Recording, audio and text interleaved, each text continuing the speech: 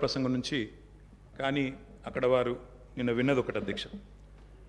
Governor ప్రసంగం పూర్తిగా అసత్యాలు, అభూత కల్పనలు, తప్పుల తడక అని చెప్పడానికి నేను బాధపడతా ఉన్నా. ఇట్లాంటి గవర్నర్ ప్రసంగం వినడానికి ఒక సభ్యుడిగా సిగ్గుపడతా ఉన్నా అధ్యక్ష.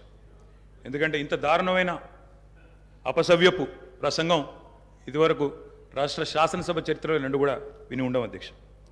ఒక మాటలో చెప్పాలంటే అధ్యక్ష, 1000 ఎలుకలు తిన్న పిల్లి కదా తీర్థయాత్రలకు బయలుదేరినట్టు చేయాల్సిన దారుణం అంతా చేసి ఘాతకాలని చేసి చాలా అద్భుతమైన ఉపన్యాసం కేవలం 10 సంవత్సరాలు ప్రభుత్వం నడిపిన వాళ్ళ మీద నెపాన్ని నెట్టే ప్రయత్నం ఏదైతే కాంగ్రెస్ ప్రభుత్వం చేసిందో అధ్యక్ష, దీన్ని నేను పూర్తి స్థాయిలో తూర్పారబడుతున్నాను, తప్పుపడతా ఉన్నాను అధ్యక్ష.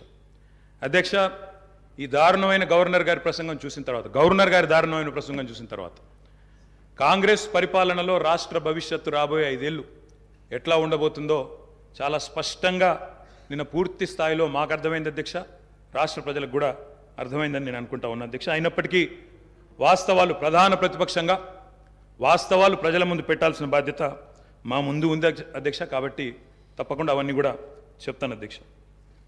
అధ్యక్ష, మా జగిత్యాలకు సంబంధించిన కవి గారు అలిశెట్టి ప్రభాకర్ గారు ఒక మాట అన్నారు అధ్యక్ష.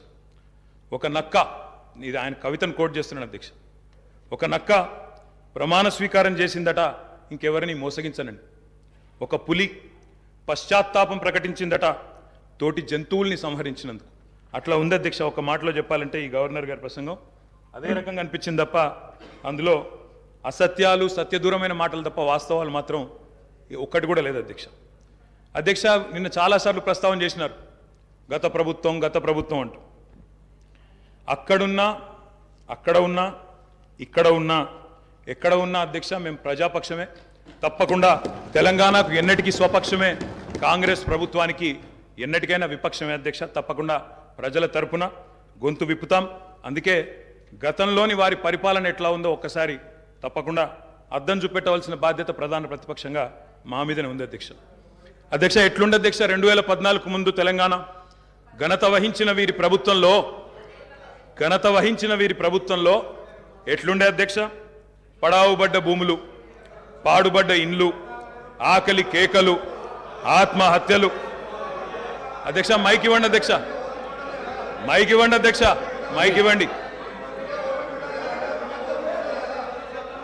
పడావుబడ్డ భూములు అధ్యక్ష, అందుకే కదా తెలంగాణ తెచ్చుకున్నది. తెలంగాణ ఉమ్మడి రాష్ట్రంలో నిర్లక్ష్యమైందనే కదా అధ్యక్ష, ఉమ్మడి రాష్ట్రంలో నిర్లక్ష్యమైంది, మన పట్ల వివక్ష ఉందనే తెలంగాణ తెచ్చుకున్నాం. తెలంగాణ వచ్చిన తర్వాత జరిగిన ప్రభుత్వ కార్యక్రమాల గురించి మాట్లాడుకుందాం. గతం గురించి, గత ఉమ్మడి రాష్ట్రంలో జరిగిన అన్యాయం జరిగిందనే కదా మేము కొట్లాడింది, అందరం కొట్లాడింది. అందుకే కదా ఇవాళ మన దాని గురించి ఎందుకు ఇవాళ మాట్లాడితే తెలంగాణ రాష్ట్రంలో తెలంగాణ ప్రభుత్వం ఏం చేసిందో మాట్లాడదాము. తెలంగాణ ప్రభుత్వం ఏం జరిగిందో పైన పటారం, లోన లోటారం, ఊపర్ శర్వాణి, అందరు పరిశాని తప్ప ఏం కనబడతలేదు అధ్యక్ష. అనేక సందర్భాలు మా దగ్గర ఉన్నాయి, మొత్తం ప్రభుత్వం ఏమేం చేసిందో చెప్పడానికి కూడా. కానీ గౌరవ ప్రతిపక్ష సభ్యులుగా మాట్లాడాలి. కానీ 50 సంవత్సరాల కింది చరిత్ర మా తాత మీసాల నిమ్మకాయలు పెడితే నడవదు సార్. ఇప్పుడు తెలంగాణ వచ్చిన ఇంకేం జరిగింది చెప్పమనండి అధ్యక్ష. అధ్యక్ష, వారు మొదటిసారి ప్రభాకర్ అన్న మొదటిసారి శాసనసభకు వచ్చినారు, మొదటిసారి మంత్రి అయినారు అధ్యక్ష. కాబట్టి కొద్దిగా తొందరపడుతున్నారు. తొందరపడకండి అధ్యక్ష, చరిత్ర చాలా ఉంది. తప్పకుండా మా తాతలు నేతులు దాగినరు, మా మూతుల వాసన చూడండి అంటే కుదరదు. కేవలం క్రెడిట్ మాత్రమే మేము తీసుకుంటాం. మేము నాగార్జున సాగర్ కట్టినాం, శ్రీశైలం కట్టినాం, కానీ మొత్తం మిగతాయి మాత్రం అన్యాయం అంతా వేరే ఖాతాలో దోస్తామంటే కుదరదు అధ్యక్ష. బరాబర్ చెప్తాం, ప్రధాన ప్రతిపక్షంగా ప్రజల తరపున బరాబర్ లెక్కలు చెప్తాం. యొక్క ఏమేమి దురాగతాలు ఉన్నాయో అవన్నీ చెప్పవలసిన బాధ్యత మా మీద ఉన్నది. బరాబర్ చెప్తామని చెప్పి కూడా నేను తెలియజేస్తా ఉన్నా అధ్యక్ష. అధ్యక్ష, పడావుబడ్డ భూములు, పాడుబడ్డ ఇండ్లు, ఆకలి కేకలు, ఆత్మహత్యలు, వలసలు, కరువులు, కర్ఫ్యూలు, ఎన్కౌంటర్లు, కరెంటు కోతలు, కటిక చీకట్లు, నెర్రెలు బారిన నేలలు, నెత్తురు గారిన నేలలు. ఇదే కదా ఆనాటి మీ గొప్ప ఘనత వహించిన ప్రభుత్వంలో ఆనాడు మీరు చూపెట్టిన అద్భుతాలు ఇవే కదా అధ్యక్ష. ఒక్క మాటలో చెప్పాలంటే అధ్యక్ష, వీళ్ళ పాలనలో తాగునీటికి దిక్కులేదు, సాగునీటికి దిక్కులేదు, కరెంట్ అనేది అడ్రస్సే లేదు. ఇక ఇది వీళ్ళ పాలన అధ్యక్ష. 50 ఏళ్ళు పరిపాలించి అధ్యక్ష, ఇక్కడ కూర్చున్న సభ్యులు ఆలోచన చేయాలి అధ్యక్ష. రాజగోపాల్ రెడ్డి గారు చేస్తున్నారు, నల్లగొండలో ఫ్లోరోసిస్ తప్ప ఏమిచ్చింది అధ్యక్ష వీళ్ళు? నల్లగొండలో ఫ్లోరోసిస్తో 1,00,000 మంది నడుములు వంగరబోతుంటే మునుగోడు నియోజకవర్గంలో ఒక్కసారి నాకు ఒక కాంగ్రెస్ సభ్యుడు మాట్లాడిండు అధ్యక్ష. అధ్యక్ష అధ్యక్ష సబ్జెక్టే మాట్లాడుతున్నా అధ్యక్ష. తర్వాత సభ్యుడికి ఇష్టం వచ్చినంత టైం ఇవ్వండి, మాట్లాడినివ్వండి, మాకు అభ్యంతరం. I'm not yielding sir, I'm not yielding. అధ్యక్ష, నల్లగొండలో ఫ్లోరైడ్ బాధలు, దేవరకొండలో పసిపిల్లల అమ్మకాలు, పాత బస్తీలో మైనారిటీ తీరని బాలికల వివాహాలు, మహబూబ్ నగర్లో గంజి కేంద్రాలు, పాలమూరు నుంచే 14 లక్షల మంది వలసలు ప్రతి సంవత్సరం. అధ్యక్ష, ముఖ్యమంత్రి రేవంత్ రెడ్డి గారి సొంత నియోజకవర్గం కొడంగల్లో ప్రతిరోజు 2 బస్సులు అధ్యక్ష బొంబాయికి పోయేది. కొడంగల్లో, నారాయణపేటలో, మక్తల్లో ప్రతిరోజులు 2 బస్సులు. అదేవిధంగా అధ్యక్ష, ఆ బస్ స్టాండ్కు పోతే ఆ వలసలను చూసి సలసల కాగే కన్నీళ్లను గారుస్తూ ఆ భార్యా పిల్లల ఏడుపులు. అదేవిధంగా 50 ఎకరాలు ఉన్న రైతైనా సరే అధ్యక్ష, తెలంగాణలో ఆనాడు కాంగ్రెస్ పరిపాలన ఎంత గొప్ప పరిపాలన అంటే అధ్యక్ష, మహబూబ్ నగర్లో 50 ఎకరాలు ఉన్న రైతైనా సరే గుంపు మేస్త్రిగా పనిచేసే దుస్థితి అధ్యక్ష. హైదరాబాద్కి వచ్చి కూలీ చేసుకునే దుస్థితి. ఇది వాస్తవం అధ్యక్ష, వారికి కూడా తెలుసు. ఒక్క మాటలో చెప్పాలి అంటే తప్పకుండా చెప్తాం, అన్ని చెప్తాం. గౌరవ అధ్యక్ష కేటీఆర్ గారు చెప్తా. గౌరవ కేటీఆర్ గారు ఒక్క నిమిషం, డిప్యూటీ సీఎం గారు మాట్లాడతారు. ఒక్క నిమిషం. అధ్యక్ష, ప్రభుత్వం మారింది, ప్రజలు అత్యంత ప్రజాస్వామ్యయుతంగా తీర్పిచ్చారు. మేము చాలా విషయాల హృదయంతో ప్రభుత్వం తరఫు నుంచి చాలా స్పష్టంగా చెప్పాం. అత్యంత ప్రజాస్వామ్యయుతంగా సభను నడుపుకుందాం, ఉన్నటువంటి విషయాలపైన లోతుగా చర్చిద్దాం, నిర్మాణాత్మకమైనటువంటి సూచనలు మీరు ఏమిచ్చినా మేము తీసుకోవడానికి సిద్ధంగా ఉన్నామని చెప్తా ఉన్నాం.